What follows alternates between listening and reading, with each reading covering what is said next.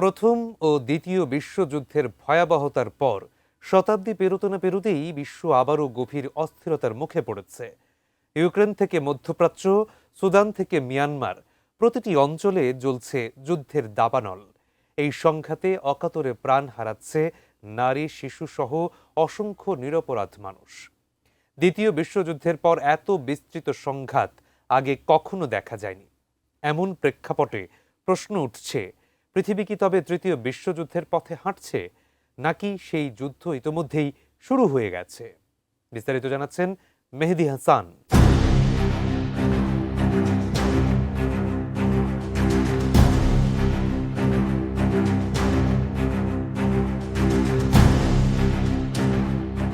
যুদ্ধ মানব সভ্যতার ইতিহাসে এক চরম অভিশাপের নাম, যা মহামারীর মতোই কোটি মানুষের প্রাণ কেড়ে নিয়ে সভ্যতার ভিত্তি ধ্বংস করে দেয়।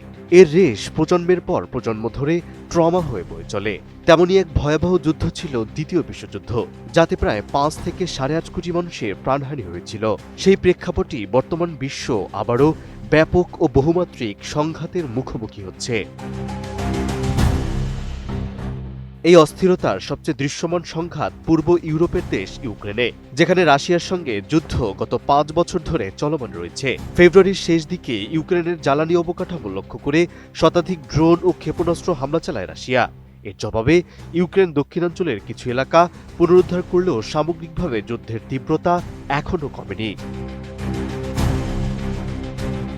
ইউরোপের বাইরে মধ্যপ্রাচ্যের পরিস্থিতিও আরও জটিল আকার নিয়েছে।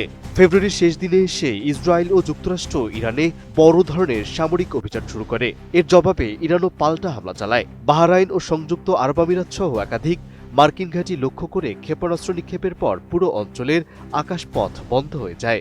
একই সময়ে গাজা ও লেবাননে ইসরায়েলি হামলা অব্যাহত রয়েছে।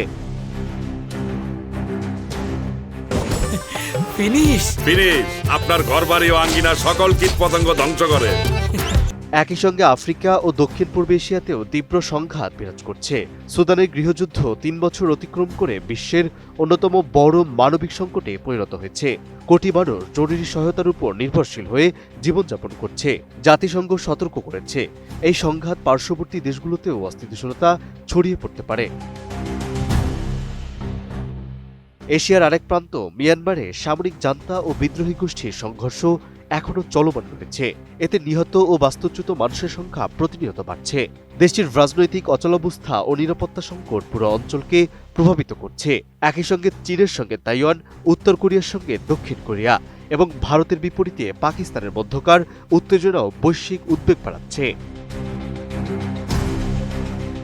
এমন বাস্তবতায় আন্তর্জাতিক অঙ্গনে সতর্কতার সুর স্পষ্ট। ইউক্রেনের প্রেসিডেন্ট ভ্লাদিমির জেলেনস্কি মনে করছেন, রুশ আগ্রাসনের মধ্য দিয়ে তৃতীয় বিশ্বযুদ্ধ কার্যত শুরু হয়ে গেছে। একই ধারাবাহিকতায় জেপি মর্গ্যান প্রধান নির্বাহী জেমি ডাইমন্ড একাধিক অঞ্চলে একযোগে ছড়িয়ে পড়া সংঘাতকে বৈশ্বিক যুদ্ধের বাস্তব রূপ হিসেবে দেখছেন। ইতিহাসবিদ নিয়াল ফার্গুসন বর্তমান পরিস্থিতিকে 1939 সালের আগের ইউরোপের সঙ্গে তুলনা করে সতর্ক করেছেন। একই মূল্যায়নে সাবেক মার্কিন নিরাপত্তা বিশ্লেষক ডক্টর ফিওনা হিল বলেছেন, আনুষ্ঠানিক ঘোষণা না থাকলেও বর্তমান সংঘাতের বিস্তার ও জোট কাঠামো বিশ্বযুদ্ধেরই ইঙ্গিত দিচ্ছে। সব মিলিয়ে আনুষ্ঠানিক কোনো ঘোষণা না থাকলেও প্রক্সি যুদ্ধ, সরাসরি সামরিক অভিযান, অর্থনৈতিক নিষেধাজ্ঞা ও পারমাণবিক হুমকির সমন্বয়ে বিশ্ব এক ধরনের বিশ্বযুদ্ধ সদৃশ পরিস্থিতির মধ্যে প্রবেশ করেছে। মেহেদী হাসান, এটিএন নিউজ।